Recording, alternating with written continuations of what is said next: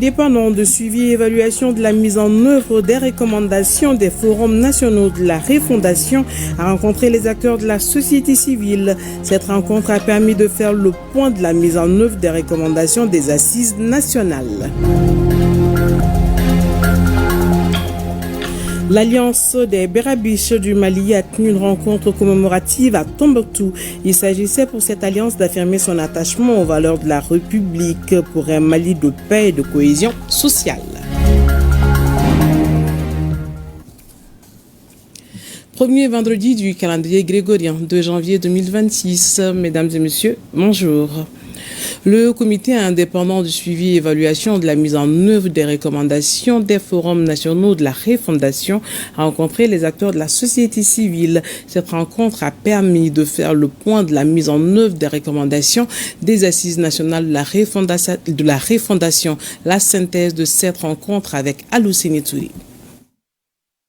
Conformément à ses méthodes de travail, le sincère FNR a d'abord exposé sa mission, ses réalisations, ainsi que les résultats concrets obtenus à ce jour.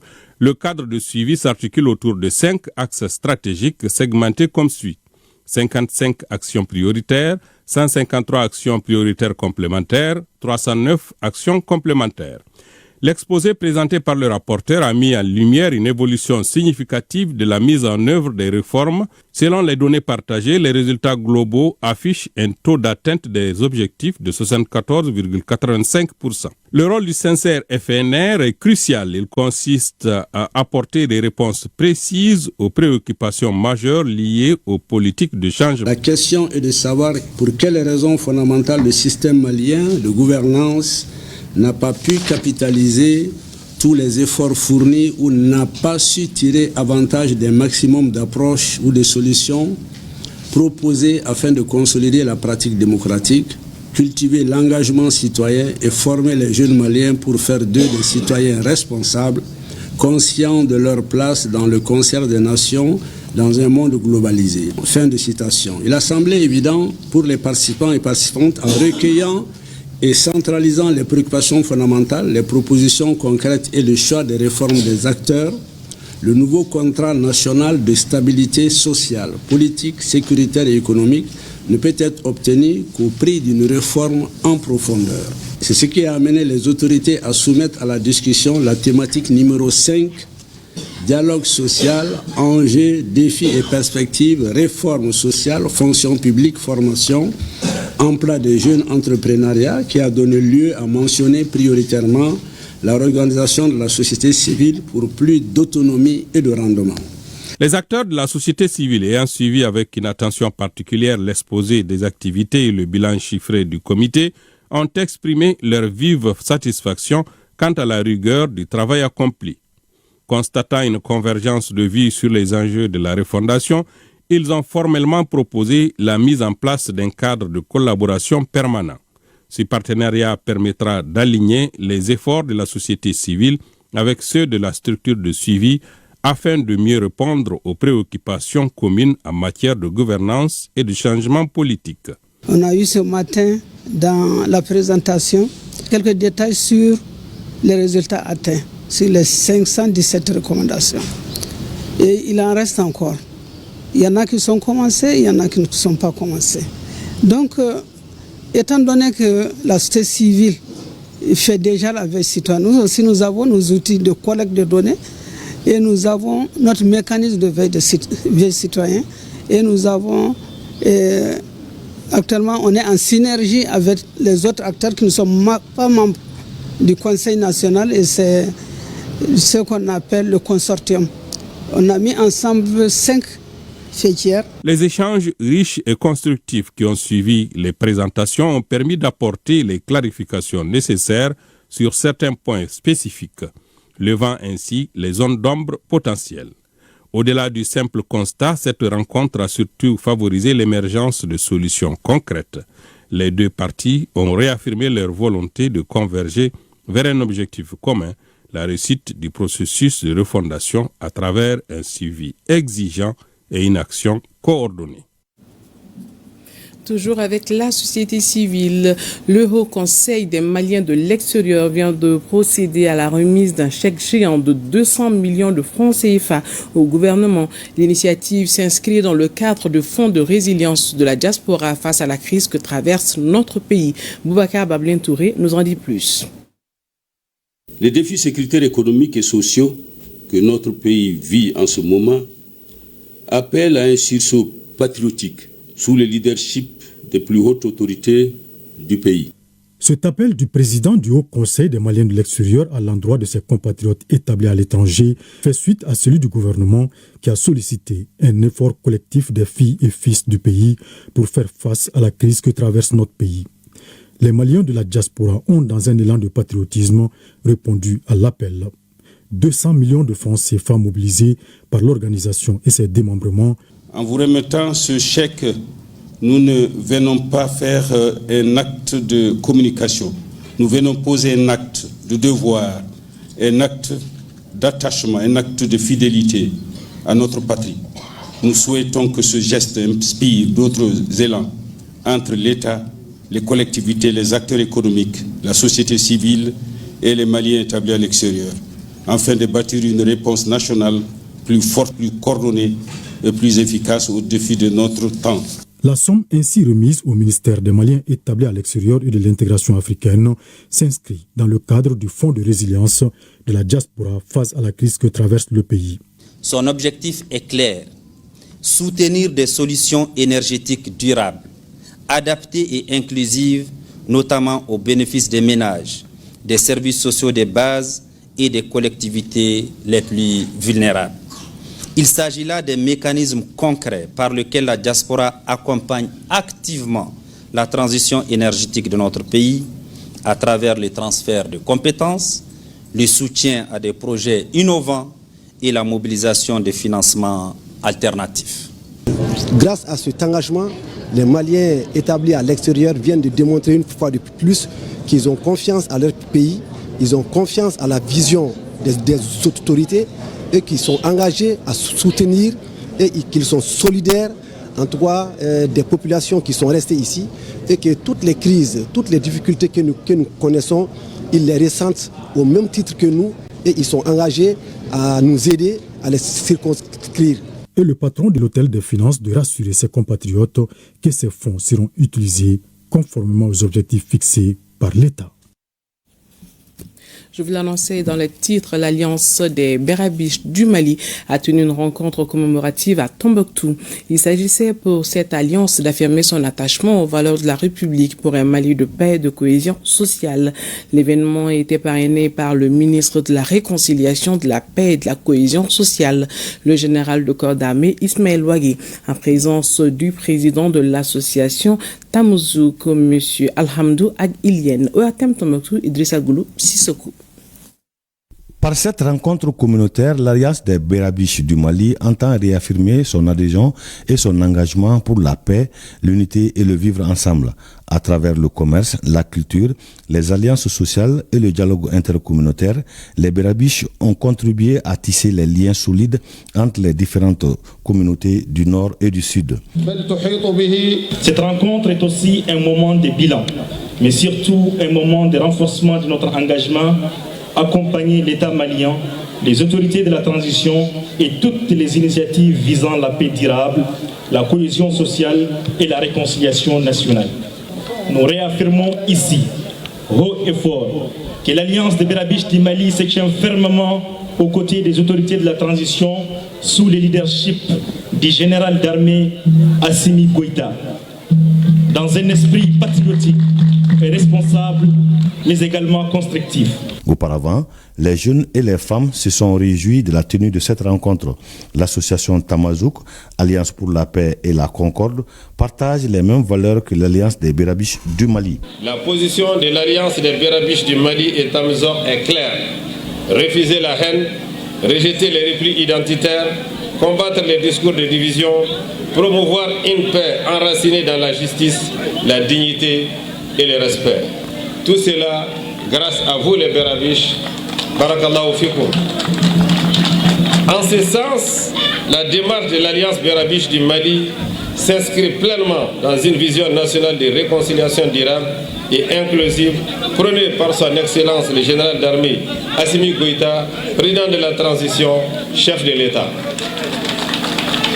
Nous saluons ici avec un profond respect les hauts parrainages de cette cérémonie par le ministre de la Réconciliation, de la Cohésion nationale, le général de corps d'armée Ismaël Ouagui, qui se bat inlassablement pour la paix et la cohésion sociale au Mali.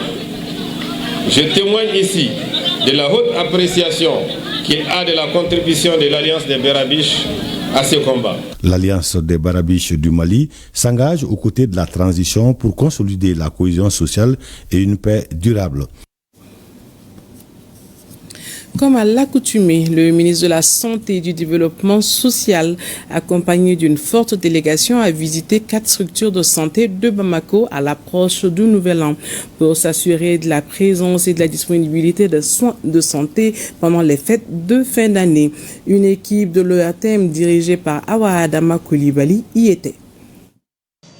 Quand la ville retient son souffle à l'approche de minuit, les couloirs des hôpitaux, eux, restent éveillés. À Bamako, la ministre de la Santé vient à la rencontre des patients et du personnel soignant. Première escale, l'hôpital de la commune 4. Certes, il y a ce projet d'extension des centres, mais la particularité de ces projets, c'est qu'il y a eu quand même des conteneurs préfabriqués pour assurer la continuité des services. Je viens de faire la ronde, je me rends compte que c'est calme, l'affinité même n'y est pas. Direction ensuite les urgences du centre hospitalier universitaire Gabriel Touré. Contrairement à la commune 4, l'établissement a enregistré des victimes d'accidents de la circulation, déjà prises en charge avant même l'arrivée de la délégation ministérielle. Aux urgences générales, nous avons reçu à peu près 35 patients, dont 27 accidents de la voie publique et avec 2 coups et blessures. Donc pour le moment, il y a des patients qui ont été opérés, d'autres qui sont en attente. Nous allons souhaiter que ce nombre n'évolue pas. De la rive gauche à la rive droite, le cortège se rend à l'hôpital de la commune 6 où le médecin-chef annonce une bonne nouvelle pour le Nouvel An en phase avec la modernisation de l'administration sanitaire. Ici, la visite, c'était surtout le circuit des malades. Donc, on a visité le bureau des entrées qui fonctionne 24 et 24. Puis aussi, on est en train d'aller à la digitalisation. À partir des horaires, tous les paiements se feront par Orange Money, Sama Money. Tout est informatisé. À minuit, nous étions à quelques pas de l'hôpital de la commune 5. La délégation adresse ses premiers vœux de l'année aux sages-femmes avant de célébrer les premiers bébés de l'an. On dira que ce sont les premiers jumeaux de l'année 2026. Et comme c'est la fille qui est venue en premier, on dit que quand c'est une fille, ce n'est que du bonheur. On a vu un personnel, partout où on est allé, engagé, motivé et qui est là pour la population. Donc là, ça nous fait chaud au cœur. Autre objectif de cette tournée, la visite des chantiers d'extension des centres de santé et des hôpitaux. Un mois après la pose des premières pierres, le constat est jugé satisfaisant par la ministre. Je suis satisfaite. Selon les instructions données par le président de la transition, le général d'armée Assimi Goïta, de faire le suivi rigoureux de ces chantiers-là. On voit qu'il travaille de jour comme de nuit. Chaque semaine, nous recevons les rapports des différents médecins-chefs. Le souhait des plus hautes autorités du Mali, c'est que les Maliens aient la santé au plus proche d'eux-mêmes, une santé accessible, une santé performante et une santé à peu de frais. À l'issue des travaux, c'est un nouveau souffle qui sera insufflé au système de santé malien au bénéfice des patients et du personnel soignant. Les membres de l'association Police de proximité, là et la police nationale et des représentants du ministère des Transports ont conjointement mené une campagne de sensibilisation sur les dangers de la circulation. C'est un reportage de Kassim Diallo et Aruna Diara. Dans la mouvance des fêtes, nous constatons des accidents de circulation à travers la ville de Bamako. Dans les soucis de réduire ces cas d'accidents, cette année, l'association Police de proximité s'adonne à une campagne de sensibilisation des usagers. Nous demandons les usagers de rouler doucement. En plus, nous demandons encore de respecter le code de la route. et de bons comportements pour éviter les accidents. Les non-respect du code de la route, l'excès de vitesse et la conduite en état d'ivresse sont entre autres causes majeures des accidents de la circulation lors des fêtes. L'objectif, c'est de faciliter le déplacement des usagers en réduisant considérablement les congestions sur tous les artères de la ville. Cette mission-là aussi sera appuyée par les motards qui auront la latitude de se déplacer partout pour prévenir aux éventualités d'accidents, de bouchons et autres urgences. Nous sommes partis du constat que les tricycles étaient impliqués jusqu'en 2021 à moins de 7% dans les accidents de la circulation routière. Aujourd'hui, leur taux d'implication est allé jusqu'à 20%.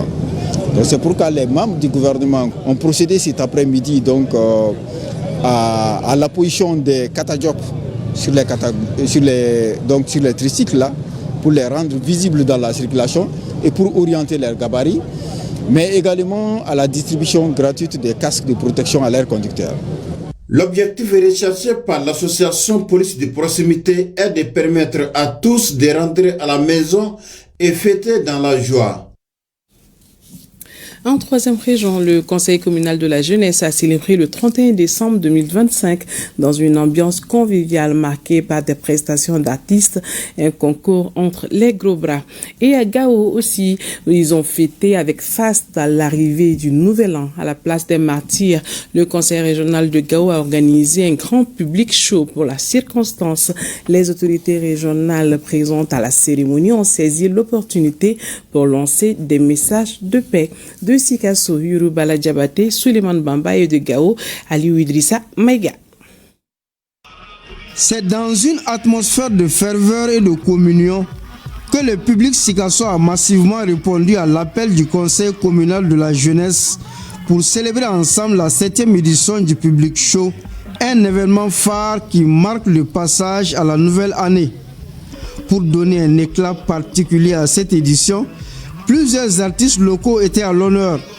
Ils ont su captiver le public, contribuant ainsi à faire de cette nuit un moment inoubliable. On est en train d'initier beaucoup des activités en 2026. Nous allons faire la mise en place des différents bureaux et en même temps nous allons organiser une activité culturelle et concours entre les quartiers aussi et pour valoriser la culture de la région de Sikasso. En marge des festivités du Nouvel An, l'entreprise Damou a organisé une foire d'exposition. L'initiative a pour objectif de promouvoir le consommé local en mettant en lumière la diversité des produits issus du savoir-faire du terroir. Cette exposition est notre façon à nous de terminer l'année 2025 en beauté et démontrer au public toute la richesse et les potentialités de notre région. Nous allons mieux préparer la seconde édition pour attirer davantage de clientèle. À l'aube de l'année 2026, notre ambition commune doit être celle d'un Mali uni, stable et prospère, où la jeunesse joue pleinement son rôle de moteur du changement positif. Le passage du Nouvel An est aussi rehaussé par l'organisation d'un concours de gros bras. Au terme d'une compétition âprement disputée, le célèbre pratiquant V1 a remporté la victoire en se hissant à la première place. Cette célébration du Public Show témoigne de la volonté du Conseil communal de la jeunesse de promouvoir les talents locaux. Il faut noter que cette 7e édition du Public Show est placée cette année sous le thème « La culture, pilier de la paix sociale et du vivre ensemble ».